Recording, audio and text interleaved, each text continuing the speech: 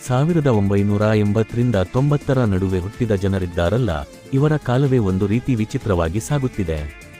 ವಯಸ್ಸು 40ರ ಹತ್ತಿರವಿದ್ದರೂ ನೋಡಲು 28ರಂತೆ ಕಾಣುತ್ತಾರೆ. ಆದರೆ ಮನಸ್ಸು ಮಾತ್ರ ಇಂದಿಗೂ ತನ್ನನ್ನು 16ರ ಪ್ರಾಯದವನೆಂದು ಭಾವಿಸುತ್ತದೆ. ಯಾಕಂದರೆ ಇವರ ಯೌವನ ಇನ್ನೂ ಹೋಗಿಲ್ಲ ಮತ್ತು ವೃದ್ಧಾಪ್ಯವನ್ನು ಇವರು ಹತ್ತಿರ ಸೇರಿಸುತ್ತಿಲ್ಲ. ಆದರೆ ಒಳಗಿನ ಅರಿವು ಹೇಗಿದೆಯೆಂದರೆ ಈಗಾಗಲೇ 60 ವರ್ಷ ದಾಟಿದ ಅನುಭವವಾಗುತ್ತಿದೆ. ಮನಸ್ಸು ಇಂದಿಗೂ ಕನಸುಗಳನ್ನು ಕಾಣುತ್ತದೆ, ಆದರೆ ದೇಹ ಮಾತ್ರ ಈಗ ವಿಶ್ರಾಂತಿಯನ್ನು ಬಯಸುತ್ತಿದೆ. ಜವಾಬ್ದಾರಿಗಳು ಎಷ್ಟಿವೆಯೆಂದರೆ ಶತಮಾನಗಳ ಹೊರೆಯನ್ನು ಹೊತ್ತಿರುವಂತೆ ಭಾಸವಾಗುತ್ತದೆ. ಇದು ಮಧ್ಯದಲ್ಲಿ ಸಿಲುಕಿಕೊಂಡಿರುವ ಪೀಳಿಗೆ. ಪೂರ್ತಿಯಾಗಿ ಯುವಕರಾಗಿಯೂ ಇರಲಾಗಲಿಲ್ಲ, ಇತ್ತ ಮುಕ್ತವಾಗಿ ವೃದ್ಧರಾಗಲು ಸಾಧ್ಯವಾಗಲಿಲ್ಲ. ಈ ಜನರು ಕಾಲದೊಂದಿಗೆ ಹೋರಾಡುತ್ತಾರೆ ಮತ್ತು ಕಾಲದ ಎದುರು ಸೋಲುತ್ತಾರೆ ಕೂಡ. ಆದರೂ ಮುಗುಳ್ನಗುತ್ತಾ ಹೇಳುತ್ತಾರೆ, ನಾವು ಚೆನ್ನಾಗಿದ್ದೇವೆ ಎಂದು.